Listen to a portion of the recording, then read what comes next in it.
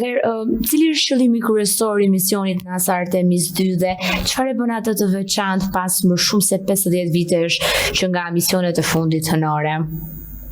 Një mision shumë fantastik që unë do marr nga agjencia hapësinore më e madhe në botë, pra NASA, gjatë të cilës pas më shumë se një gjysmë shekull dërgoi pikërisht pra një kapsul kosmike pra Orion jashtë atmosferës për të rënë pikërisht për qark dhe orbitës hënës, ishte pikërisht pra një arritje madhore mendoj unë, do të them për agjencinë hapësinore, që dhe veçanta pikërisht pra ajo që unë mendoj qëllimi kryesor kishte të bënte në rast parë me matjen e pulseve të teknologjisë sot. Domethënë ne flasim sot për teknologjinë arritje të madhore në 2026, një inteligjencë artificiale që po bëjnë çmira, por përsëri ajo që unë shikoj është një sfidë e madhe të shkosh në dimensionin tjetër, sepse kur flasim për hapësirën kozmike, ne flasim për një dimension tjetër, realisht të panjohur mirë, kuptohet, dhe ishte një mision pikërisht pra ku për herë të parë pas më shumë se 50 vitesh, domethënë që kur Neil Armstrong, domethënë preku sipërfaqen e hënës që vendosej flamurin amerikan. Një mision fantastik që për herë të parë shkuan më shumë se 400.000 kilometra larg planetit blu, pra orbitës tokës, dhe ishte një mision plot sfida. Pra unë e përmenda pak a shumë domethënë për të marrë pulset e teknologjisë sot, ku jemi dhe përsëri e shikojmë pikërisht pra që teknologjia që po zhvillohet sot mbetet përsëri një sfidë madhore domethënë për të eksploruar kozmosin. Kur flasim për hënën e flasim për një satelitë e cila pikërisht pra ndodhet shumë afër, na përshëndet darkave gjithmonë, sepse bëj që për trajn batute, me një distancë prej gati më shumë se 300.000 kilometra, pra 384.000 kilometra e thënë në mënyrë për afërt. Distancë kohore fluturimi, domethënë që realisht për 72 orë ose 3 ditë i shkon në hënë edhe kthimi 3 ditë të tjera. Një mision 10 ditor i nisur në 1 prill, domethënë, ishte vërtet një sfidë e madhe. Sepse çfarë ndos, ne kemi përmendur pak a shumë domethënë, sfidat në astronomi është duket bukur të lamçosh pikërisht për një kapsulë kozmike të tjetër, por sigurisht një ekuipazh i tillë nuk mund të ndërmarrë misione më shumë se sa 1 apo 2 muaj, sepse në rast parë të ndërmarrësh misione të tilla ka sfida të mëdha krahas dimensionit tjetër që ne themi, edhe në ato shëndetësore, sepse astronautët pikërisht pra ose njerëzit nëse ngjiten dhe qëndrojnë për një kohë të gjatë, në rast parë përballen pikërisht pra me atë që quhet për pak muaj shkon pra ndodha që quhet dobësimi i kockave 1 deri në 3%. Dhe mund të ndodhë pikërisht pra shfaqja e osteoporozës, mund të bëhen kockat më fragile dhe ekziston mundësia e frakturimit. Atrofia muskulare është një tjetër gjë, sepse kemi të bëjmë me mungesë graviteti dhe sigurisht mungesa e forcave e bën një qenie të tillë, domethënë që mos ketë, domethënë një astronaut që mos që të humbasi konceptin e ekuilibrit, pra nuk ka kur bjerë. Gjithashtu atrofia muskulare në përmenda, dobësimi muskular që është masivisht 10 deri në 30%, probleme të ndryshme kardiovaskulare apo kardiopulmonare, që do të thotë pikërisht pra zemra nuk fillon edhe punon siç duhet kundër gravitetit për të bërë të mundur distribucionin ose shpërndarjen e gjakut në gjithë organizmin, por është sfidë më vetë. Plania pikërisht pra e rrezatimeve kozmike, valve ionizuese janë vërtet të dëmshme. Fatmirësisht domethënë ajo që ne shikojmë në toka është mbështjellë nga një stres madhor atmosferike, ku pikërisht pra nga kjo, po ta shikojmë në detaj nga kjo stres atmosferike kemi prezencën e ditës edhe të natës, nëse kalon pikërisht pra limitin maksimal që quhet kufiri kernal, që është shtresa më e fundit e atmosferës, ku më pas t'i del në kozmos, sigurisht që nuk ke më të bësh me ditë apo natë, por është totalisht një errësirë, intensiteti akustik është pothuajse zero. Domethënë fillimisht astronautët ndjejnë një lloj pure psikologjike etj, sepse është mungesa prezencës shurmave, e çuditshme në aspektin mjekësor pak a shumë. Në fillim duket sikur trupi relaksohet sepse për shkak të mungesës peshës edhe shtylla kurricore zgjatet pak. Pra një njerëz i cili qëndron për pak kohë, po themi 2 javë apo 1 muaj në hapësirë, zgjatet pak më shumë sepse relakson disjet intervertebrale shtyllës. Por që në përmendja sfidë tjetër shëndetësore. Tjetër gjë, të ndërmarrësh një mision kozmik, domethënë një mision hapësinor, është shumë e kushtueshme.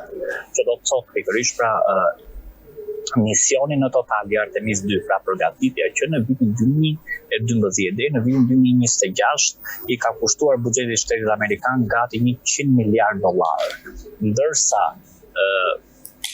kostoja e ngjitjes pra misioni 10 ditor i ka kushtuar maksimalisht $5 miliardë. Shikon domethënë çfarë lloj kostosh ka etj. Artemis 2 si mision pati disa gjëra të rëndësishme. E çuditshme është më bukur është trajektoria që ata ose rënja për qark e orbitës hënës. Po pse ra vetëm një herë rrotullimi rreth saj? Unë mendoj që mi ishte mjaftueshëm për të parë pikërisht pra gjysmë hënën e largët që ne themi, koncepti i misterit hënës, sepse hëna pikërisht pra është një satelit që gjithmonë tokës i kthen të njëjtën faqe. Që do thot pikërisht pra hëna rrotullohet rreth vetes për 27 ditë, saktësisht, dhe rrotullohet njëkohësisht rreth tokës për 27 ditë. Kjo bën pikërisht pra gjatë rrotullimit domethënë orbital, gjithmonë hëna i kthen të njëjtën faqe të tokës, ndërsa gjysma tjetër ose faqja tjetër e padukshme ishte e pazbuluar, me sa kuptuan plot kratere, domethënë apo të cilët kishin ndodhur nga goditjet meteorëve, asteroidëve etj. Kurse gjysma e hënës, e cila ndodhet përballë, pra faqja e hënës që ndodhet përballë tokës, nuk është shumë e goditur për shkak pikërisht sepse është ai binomi gjatë të cilës një asteroid, për shembull, apo një meteor nuk e godet dot tokën, sepse në moment që do godas tokën digjet në atë zonë që ne e pam më së miri gjatë konceptit splashdown. Splashdown astronomik ka të bëjë pikërisht me kapsulën kozmike, e cila gjithmonë ndjek një trajektore që të bjerë në oqean. Dhe pikërisht ishte ajo dhe pjesa më problematike është kalimi i kufirit, pra zona e fundit e troposferës, mezosferë, janë disa shtresa dhe ka gjithmonë pikërisht një kufi maksimal që pasi kalon këtë kufirin kernal line që quhet ose kernal border, ti je zyrtarisht në jashtë orbitës tokës. Dhe pikërisht është ajo koha prej 10 minutash gjatë të cilës ne pam në kohë reale pikërisht pra rënjen e kapsulës, ku temperatura, pra efekti termik, temperatura pikërisht pra në atë moment arriti mbi 2000 gradë, që do të thotë edhe kapsula kur arriti në fazën splashdown, pra që rano oqeani ishte pothuajse në një farë mënyrë pjesa jashtë ishte e djegur, ishte bërë bloz. Kjo për shkak pikërisht pra të forcës vërtimi dhe shpejtësisë që ka me ajrin, sepse krijohet gjatë shpejtësisë pikërisht pra që ndos me ajrin që bie për shkak të gravitetit të tokës, ndos pikërisht pra ajo efekti plazëm, gjatë të cilës temperatura rriten mbi jashtëmase, sepse për shkak të shpejtësisë madhe, pra që shpejtësia e rënjes në atë zonë të kapsulës kozmike ishte gati mbi 40.000 km/h, domethënë ku më e largë shpejtësia hipersonike dhe gjithmonë në astronomi çfarë kemi studiuar deri diku, gjithmonë një kapsulë kozmike nuk bie në mënyrë direkte drejt për drejt me tokën, sepse ashtu karbonizohet fare, domethënë, por ndjek një trajektore që rënja të jetë gjithmonë në oqean, që sepse nëse do ketë rënje në tokë, sigurisht goditja do jetë e madhe, nuk është dhe shkakton dëm tek ujëpashi.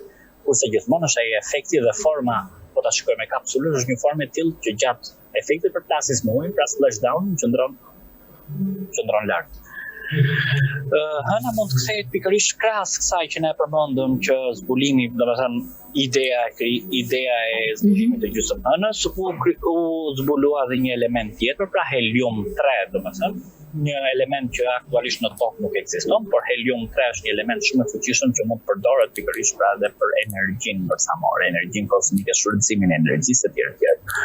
Qëllimi tjetër i këtij misioni që faktikisht e kishte deklaruar deri diku dhe Trump, ndërtimi pikërisht pra i një baze hapësinore stacionare permanente në hënë me një vlerë për $20 miliardë, ku do instalohen observator pikërisht pra observator kozmik për të parë një trampolin të zbulimeve të mëtejshme.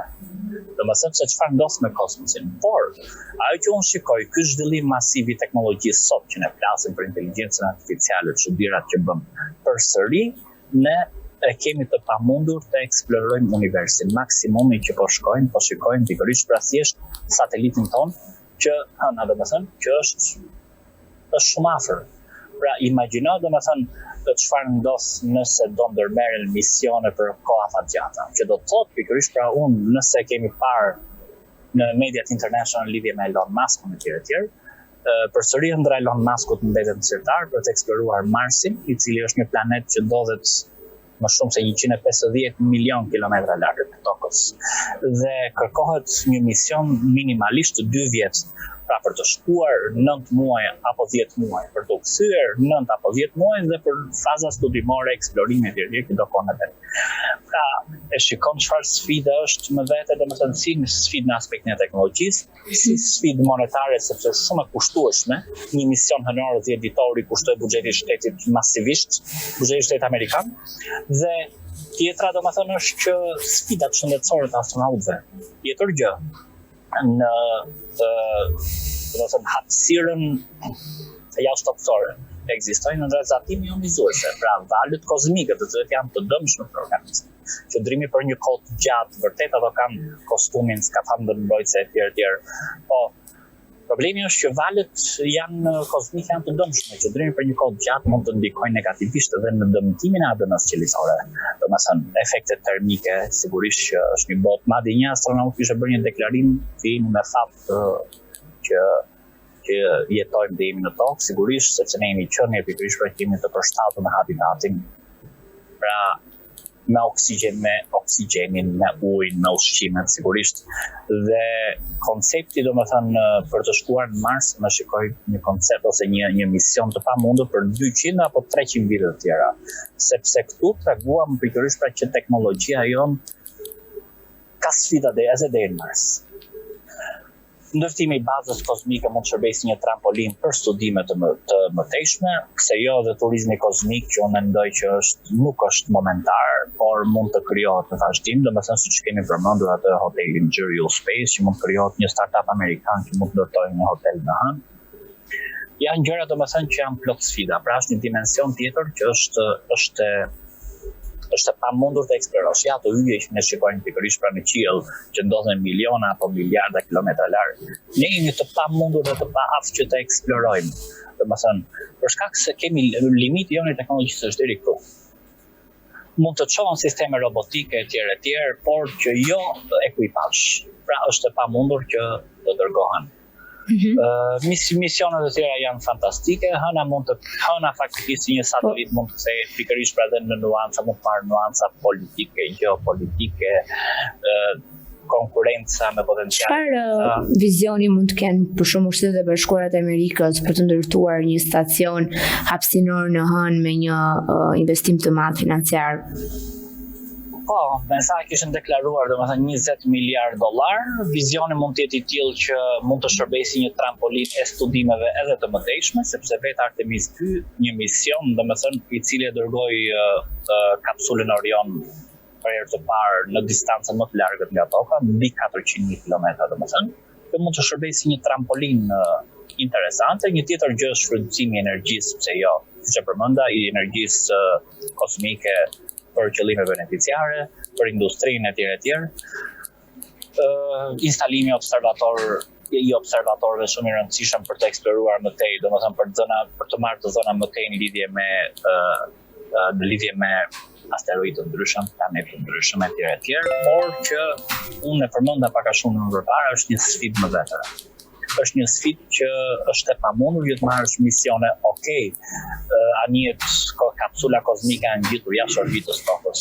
Kjo është, por që të ndërmarrin udhëtime të gjata, domethënë është e pamundur. Është e pamundur sepse unë i përmenda pak a shumë edhe sfidat. Nuanca politike është tjetër gjë, sepse hëna mund të kthehet në një geoterritor politik ose mund të kthehet pikërisht në një koncept ose më saktë territor domethënë konkurrent ose kompeticione midis akseve potenciale, tashmë edhe Rusia edhe Kina janë bërë lëvizje, apo dhe bloku tjetër Bashkimi Evropian, Japonia etj. Që mendojnë të ndërmarrin misione të tilla. Madje e çuditshme është që edhe Elon Musk kishte kthyer tashmë orientimin e vet që do dërgonte shumë shpejt sa një kapsulë të SpaceX në Hënë. Kjo mbetet përsëri i pyetje. Kjo pikërisht pra i dhash çka studimeve të mëtejshme, sepse mendohet që shpejt NASA të lançojë një tjetër mision që do quhet Artemis 3. Kjo do jetë pikërisht pra një mision ku kapsula kozmike do merret në mënyrë të detajuar për të studiuar akoma më tepër pjesën tjetër të hënës, pra gjysmën tjetër të hënës, saqin që nuk i kthen të tokës, pra planetit blu. Mendohet pikërisht pra që kapsula tjetër do qëndrojë në hënë, elementet kimike, mineralet që mund të ekzistojnë. Madje kjo ishte diçka, unë po them edhe për batut. Kjo ishte diçka shumë e bukur edhe për të thyer pak skepticizmin, sepse sot ka akoma njerëz të cilët mendojnë që toka është e sheshtë, çudirat, domethënë çudirat tona, çudirat e skeptikëve. Dhe kjo ishte diçka shumë e bukur, domethënë një mision fantastik, ne pam sfidat edhe në kësin, domethënë vështirësitë që hasnin ekuipazhi. Është diçka e paharruar. Madje unë e kam ndjekur me shumë vëmendje, edhe me një aplikacion që i kishte lançuar dhe vetë NASA online, që ishte një Artemis tracking app, që shikoje në kohë reale pikërisht për lëvizjes, madje pikërisht edhe në këtë aplikacion shikoje pikërisht për edhe lëvizjen e pak meteorëve, domethënë që qarkullonin në atë trajektorën që kishte përshkuar kapsula Orion. A mendoni se hëna dhe eksplorimi i saj janë interesante vetëm për faktin, për momentin që ne mund të shikojmë vetëm një faqe të hënës, edhe pse? Kjo është një rregull, faktikisht një ligj i krijuesit. Nuk vetë si inxhinier fizikan kemi studiuar astronominë edhe çështja është ke orbita që dos, për shembull, që do të thotë hëna rrotullohet rreth vetes për 27 ditë dhe njëkohësisht rrotullohet rreth tokës për 27 ditë. Ky lloj koordinimi e bën të mundur që hëna të kthejë gjithmonë në planetin blu, gjithmonë në një faqe. Po të shikoshim, po të bëshim një dallim nga studimet më parë në tani. Faqja e hënës e cila është përballë tokës nuk është shumë e goditur. Kjo për shkakun e përmenda se meteorët apo asteroidët të cilët tentojnë që të godasin hënën, pikërisht pra duhet kalojnë pikërisht pra në bllokun ndërmjet ose në atë si themi electromagnetic lock, pra fushës gravitacionale të hënës së tokës. Duhet kalojnë pikërisht pra nga toka një herë që godasin hënën, por që efekti atmosferik i bën të mundur që domethënë i thënë shqip i djeg ato grimca kozmik të cilët tentojnë godasin të faqet hënës. Dhe faqja tjetër e hënës sigurisht që ishte më shumë e goditur për shkak se ishte pa mbrojtur. Astronomia faktikisht është një shkencë në vetë shumë interesante. Faktikisht sistemet robotike inxhinierët fizikanë janë që i krijojnë. NASA ka dërguar sisteme robotike eksploratore, por që edhe në distanca akoma më të largëta, por që pa ekuipazh. Duke parë zhvillimin e shkencës dhe teknologjisë në ritme kaq të mëdha, a mendoni se njerëzimi është afër zbulimit të jetës jashtëtoksore? Unë mendoj që akoma jo. Unë mendoj që akoma është pa mundur, sepse ne akoma në vitin 2026 kemi sfida dhe pra është një sfidë shumë e madhe të marrësh një mision për shkuar drejt në hënë. Pra që hëna çfarë është? Hëna është një satelit tokës, është shumë pranë nesh, në distancë, por për të shkuar pra një anije kozmike që lëvizte minimalisht me 9000 km/h, imagjino sa kohë duhet të shkonte në hënë, pra për 3 ditë. Pra është e pamundur, pikërisht pra kjo mund të jetë një bindje kryesore për ne që në të tjera jashtëtoksore dhe mund të ketë, sepse ne shikojmë në ato lyjet cilët janë në qiell. Janë në distanca miliona apo miliarda kilometra larg, që do të thotë që ne jemi të pamundur apo të pasti të ndërmarrim mision udhëtimi për një kohë shumë gjatë. Pra minimalisht unë po them për të zbuluar planetin tjetër në afër nesh, që është Marsi. Jo më të udhëtojmë të ndërmarrim udhëtime kozmike, të cilat kjo është pra e thënë shqip faza e testimit Artemis 2 kishte një ide që tregoi sot ose i mati pulsin teknologjisë së sotme që u jepi për të avancuar në kërkimet kozmike. Komunikimi faktikisht realisht, teknologjia më avancuar, një kapsulë kozmike me sistem elektronik, me softwareik, me inteligjencë artificiale, komunikimi bëhet me anë të lazerëve radiofrekuencave midis ekuipazhit edhe bazës Kennedy Space Center, sepse nga aty u nisë edhe kapsula kozmike, pati një moment që pasi kaloi në faqen tjetër të hënës komunikim ndërprej. Pra unë shikoj që akoma ne nuk jemi në gjendje për të eksploruar pikërisht pa distanca të largta kozmike. Është një makrobot shumë e çuditshme, një dimension tjetër që unë shikoj shumë të vështirë të ndërmerr në time afatgjata. Pse ëndra Elon Musk për të dërguar njerëz në Mars të shende në sirtar? Për shkak të atyre Elon Musk është një inxhinier, entuziast i teknologjisë, njeriu më i pasur i botës sot, shumë shpejt pasuria të cilit do t'i shkojë rreth $1 trilion, domethënë $1,000 miliard. Njeriu më i fuqishëm i cili investon më së miri, ka investuar më së miri në disa sektor teknologjisë, si në automobilistik, makinat elektrike, si në SpaceX, domethënë ndërtimin e kapsulave kozmike jashtë orbitës tokës për çuar, si në bioteknologji me çipin e Neuralink etj, si në internetin domethënë më të shpejt sot, domethënë është një investitor, një inxhinier, një investitor shumë i fuqishëm, por që mbetet përsëri sepse përse nuk e dërgoi Elon Musk SpaceX në hënë, por që e dërgoi agjencia më e madhe hapësinore, NASA, ndërmori këtë gjë, sepse ishte vërtet e kushtueshme, sfida të mëdha, dhe nga kjo ne duket sikur e çuam pak me këmbë tok Elon Musk të shiko se ti do dërgosh njerëz apo kërkon të dërgosh njerëz në Mars, të ndërtosh facilitete. Po shikojmë hënën, ka sfida të tjera brenda të facilitete. Më pas të marrim hapin tjetër madhor të Marsit. Planeti më i afërt me ne që ndodhet gati 150 milion kilometra larg pothuajse, distancë për afërt me distancën diell-tokë. Çfarë është Gru Space dhe çfarë synon të bëjë në hapësirë?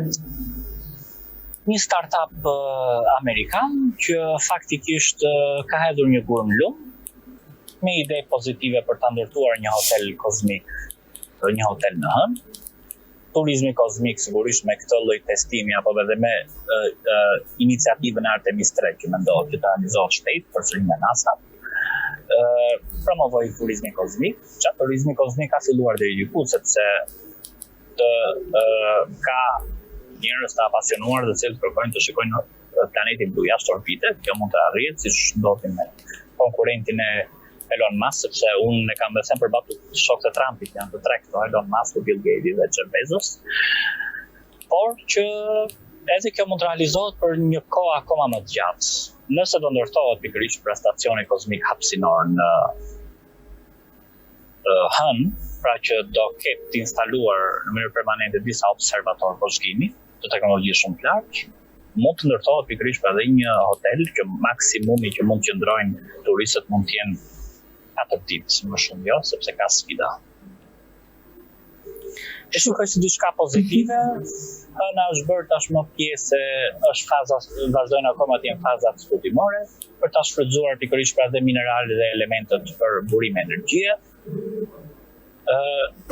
Politik, koncept geopolitik për konkurrentëve është diçka që pritet të ndodhi, por që përsëri ne pam që teknologjia ka limite. Nuk mund të eksplorojmë dot makrobotët.